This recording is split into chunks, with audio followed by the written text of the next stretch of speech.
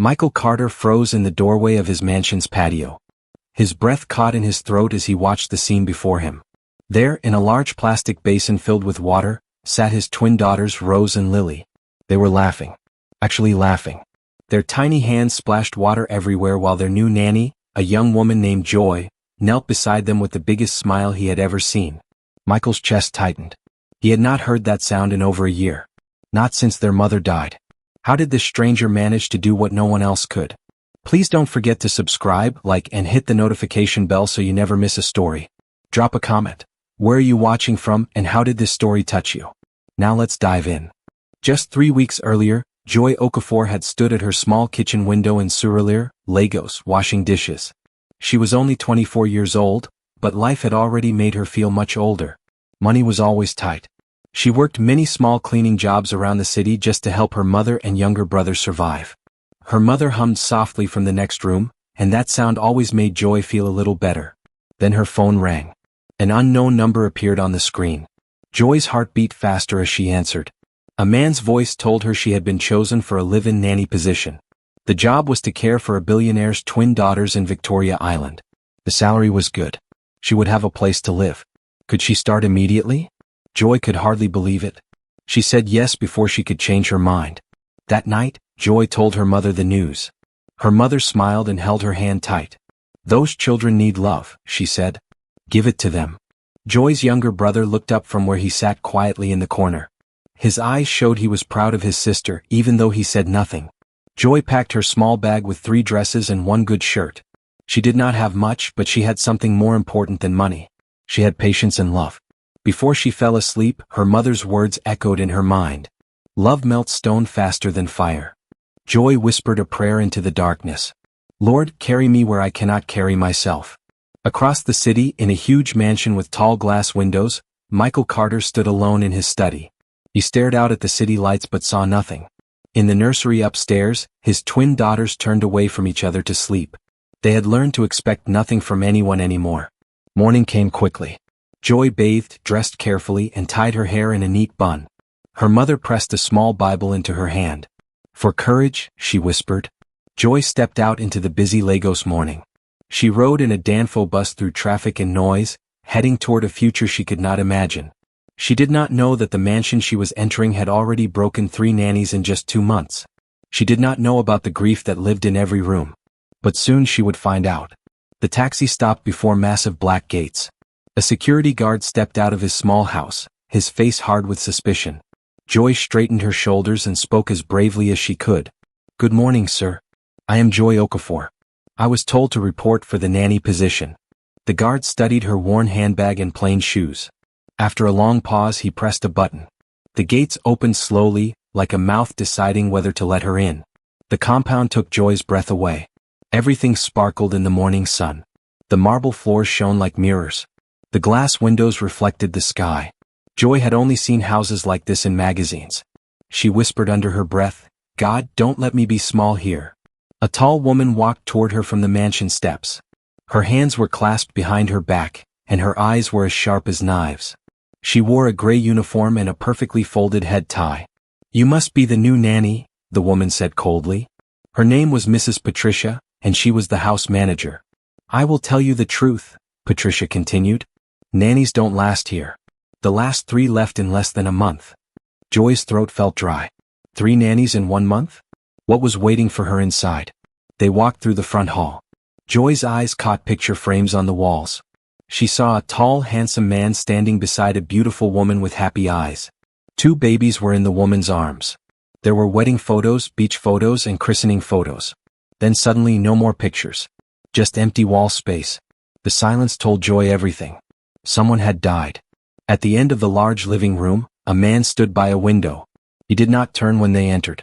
His suit was expensive and he stood very straight and still. "Mr. Michael," Patricia said. "This is the nanny." He turned slowly. His face was strong but his eyes looked tired and sad. "You are Joy Okafor," he said. It was not a question. "Yes, sir," Joy replied. "You have worked with children?" he asked. "Yes, sir." His voice grew colder. "My children are difficult. We have had problems with nannies. I expect you to do your job properly, not cause trouble." Joy met his eyes without looking away. I understand, sir. Something flickered across his face like he was testing her strength. Then he looked away. Their names are Rose and Lily. They are 2 years old. They were very close to their mother. His voice caught for a second. She is gone now. Since then they don't trust anyone. Joy lowered her voice gently. I am sorry, sir. He nodded once, cutting off any more sympathy. The schedule is strict. They eat at 8, 12, 4 and 7. They nap at 10 and 2 when they allow it. Keep them safe. Do not disturb me unless absolutely necessary. Suddenly, loud crying came from upstairs. 2 small voices wailed together like sirens. Michael's jaw tightened. They are awake. Let us see if you meant what you said. The nursery is on the 2nd floor. If you fail, you leave immediately. Joy nodded. She would not fail. She could not fail. Her family was depending on this job. Joy followed Mrs. Patricia up the stairs. Her heart pounded in her chest. At the nursery door, she took a deep breath and pushed it open. 2 small girls stood in beautiful wooden cribs. One glared at Joy with angry curiosity. The other clutched a blue cloth to her chest like a shield. Joy's face softened. Hello, Rose? Hello, Lily. Rose immediately grabbed a toy block and threw it hard at the floor. The plastic cracked loudly against the marble. Lily's lip trembled and she began to cry. Joy stepped forward slowly. She lowered her voice to a warm whisper. It's okay. I am the patient kind. The nursery was beautiful with white curtains and shelves full of toys. But the beauty meant nothing when both girls began screaming. Rose shrieked with red-faced fury, pounding the crib rails with her tiny fists. Lily sobbed in waves, clutching her blue cloth tightly. From the doorway, Mrs. Patricia folded her arms. She had seen this before. 3 other nannies had broken under this same screaming. She watched for a moment, then shook her head and closed the door. Joy was alone now. Joy knelt by Rose's crib. The child threw another toy, almost hitting Joy's arm. Joy did not react. She picked up the toy, dusted it off and placed it gently back. You can throw it again if you like, she murmured. I will still be here. Then she turned to Lily. The little girl's wide, tear-filled eyes stared at her face. Joy reached through the crib bars and brushed the edge of the blue cloth softly. Hold it tight, Lily. I'm not going anywhere. Joy tried everything. She offered bottles, but the girls turned away, screaming louder. She lifted them one by one, rocking them in her tired arms, but the crying only grew worse. She checked their diapers, fighting with tiny kicking legs. Nothing helped. Sweat soaked through her clothes. Her arms shook from holding them. Hours passed. The sun set outside. Still they cried. Joy was exhausted, but she did not give up. She changed into the black and white nanny uniform that had been laid out for her. It was easier to move in. Then she began to hum. It was a song her mother used to sing on hot nights when the power went out and mosquitoes buzzed everywhere. A lullaby with no words, just a steady, gentle sound. She sat on the floor with her back against the crib, 1 twin in each arm. Her head tipped back in exhaustion, but the song did not stop. Slowly, Rose's screams turned into whimpers. Lily's sobs faded into soft hiccups. The clock blinked 2 in the morning. Finally, silence filled the nursery. Joy whispered into the quiet, If you wake again, wake me too. We will cry together if we must. At the door, Michael stood hidden in the shadows. He had expected to find another broken nanny. Instead, he found Joy humming softly, holding his daughters close. Her patience was steady where others had failed. For a moment, he saw his wife's shadow there, the same calm strength. The memory hit him like a punch to the chest. His throat tightened. He turned and walked away quickly, like a man who had touched fire. Something had changed tonight. Morning sunlight filled the nursery, but peace did not come with it. Rose refused her food, turning her head away like a stubborn queen. Lily would only eat if Joy sang between each spoonful. Joy hummed patiently. Spoon's song smile. Half the food landed on the floor, but at least some went into their mouths. By 10 o'clock it was nap time. Rose snatched the pink blanket from her sister. Lily screamed and pulled it back hard. The cries rose like sirens again. Joy moved quickly. She pulled the blanket from their little tug-of-war, kissed it, and pressed it against Rose's cheek. "This one smells like a cuddle," she whispered. Rose froze, suspicious. Then slowly she tucked it under her chin. Lily clutched her own blanket, sniffled, and sighed with relief. Finally, silence. 2 little bodies sank into sleep. Joy slumped against the crib, breathing hard. Her arms ached. Her hair stuck to her forehead with sweat. But the room was still. Her phone buzzed. It was her mother. Joy slipped into the hallway and answered in a whisper. "Mama." Her mother's voice came calm and steady. I just wanted to hear you, Joy. How are you holding up? Joy's throat tightened. She glanced back at the nursery door. It is hard, but I am still here. Her mother laughed softly. Of course you are. You have always had patience in your bones. Remember, love melts stone faster than fire. Joy closed her eyes. Those words wrapped around her like armor. Yes, Mama. When the twins woke, chaos returned. They began tossing biscuits from their high chairs, one by one, like coins scattered in the street. Joy bent down again and again, picking up every crumb, wiping every surface. She swallowed her frustration and kept going. From the doorway, Mrs. Patricia appeared. Her sharp eyes narrowed. She had seen this scene 3 times before. Food on the floor, toddlers in rebellion, nannies ready to quit. But what she saw this time stopped her cold. Joy was not crying. She was not angry. She sat cross-legged on the floor, calm as the sea after a storm. Rose leaned over her shoulder, combing Joy's hair with a plastic fork. Lily giggled softly, pressing biscuit-covered fingers against Joy's cheek as if marking her as their own. Joy let them. She smiled through the crumbs and mess. Her patience had turned into play. She giggled softly and wiped her cheek. If we make a mess, we clean it together, okay? She said with a wink.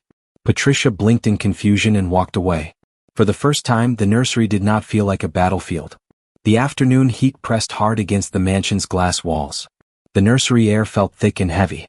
The twins were restless again. Rose kicked her crib like a drummer. Lily's whimpers built toward another storm. Joy wiped her forehead and looked around. The room was too polished, too closed, too heavy. Children are not flowers for display, she thought. They need air. They need space. She made a decision that would change everything. She dragged a large plastic basin onto the tiled patio outside. A passing cleaner raised an eyebrow, but Joy did not explain. She had an idea.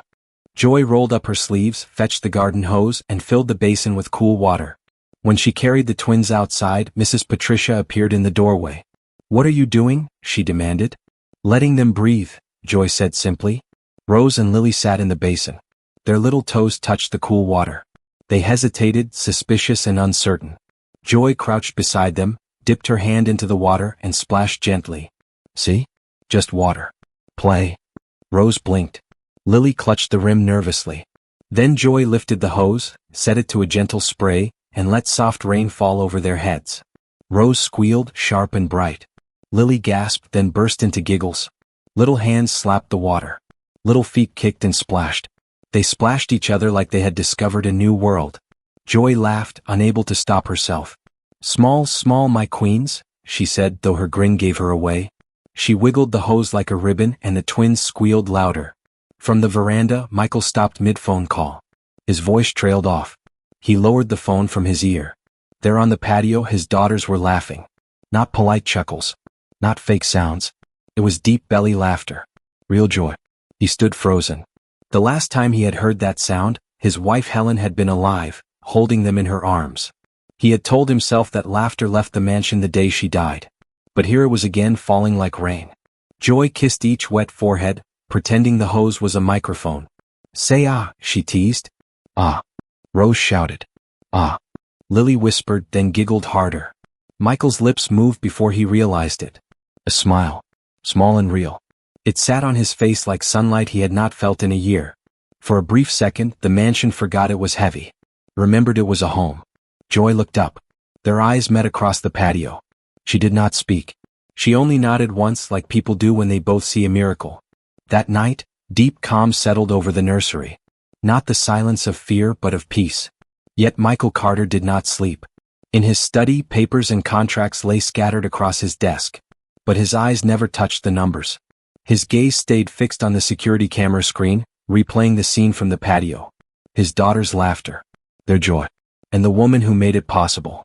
Over and over he watched. Rose splashing. Lily giggling. Joy bending low to steady their little hands. He picked up his phone. His thumb hovered over the screen. He typed slowly. Joy, thank you for today. He stared at the words. Too soft. Too strange. He deleted them. Tried again. Deleted again. His jaw tightened. Finally he hit send. Across the mansion in her small room, Joy's phone buzzed. She rubbed her tired eyes and checked the screen. The message was simple, almost awkward. She typed back quickly. We will keep trying. She set the phone aside and smiled into the darkness. But neither of them knew what was coming next. By noon on Thursday, everything would change. At noon on Thursday, Rose pushed away her food with unusual force. Her cheeks, normally flushed with mischief, looked pale. Joy touched her forehead. Warm. Too warm. By 1 o'clock, Lily's skin was hot as well. Her small body went limp against Joy's chest. Joy's stomach dropped. She checked the thermometer twice. Both twins had fevers climbing fast. Mrs. Patricia, she called, steady but urgent.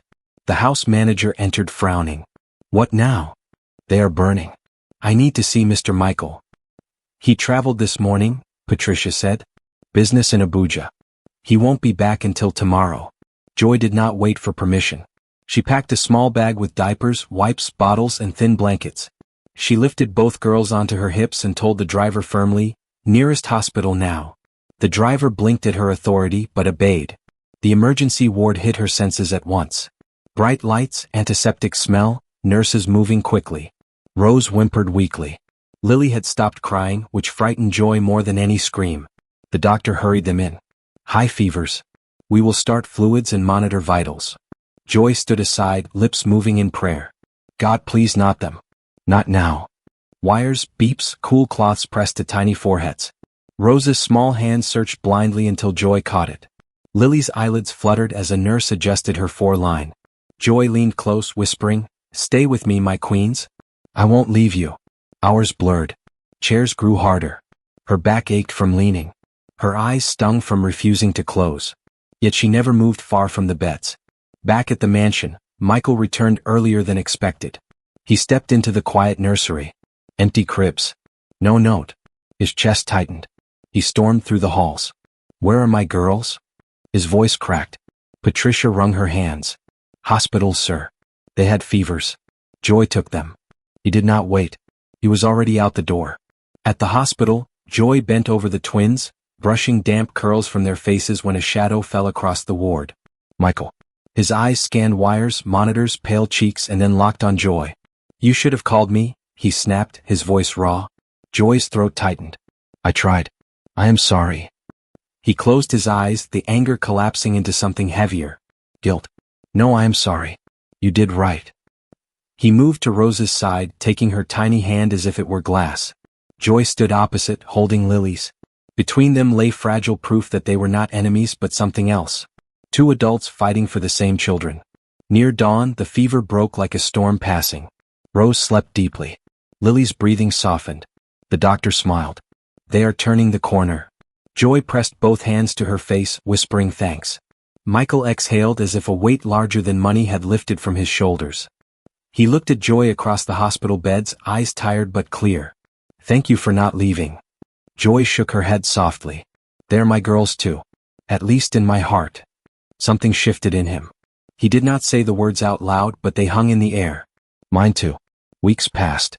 The mansion grew lighter with each day. Michael learned to hold bottles, to read bedtime stories, to be present. Joy taught him everything. One evening, after the twins had drifted into sleep, Michael knocked on Joy's door. I do not want you to remain only staff, he said softly. I want you to be family. Will you marry me? Joy's breath trembled. Yes, she whispered. The wedding was simple, held in a quiet chapel in Lagos. The twins sat beside Joy's mother, clapping their tiny hands. Months later, the family sat on the patio together. Michael looked at his daughters, then at Joy. I never thought they would smile again. Joy smiled. They were waiting for you. He glanced at her. And for you. The mansion, once silent with grief, now breathed like it was alive again. Because Joy did not run. She stayed. And because she stayed, the house learned to laugh. Thanks for watching. Please like, share, and subscribe. It really helps us keep bringing you more stories. Turn on the bell so you don't miss what's coming next.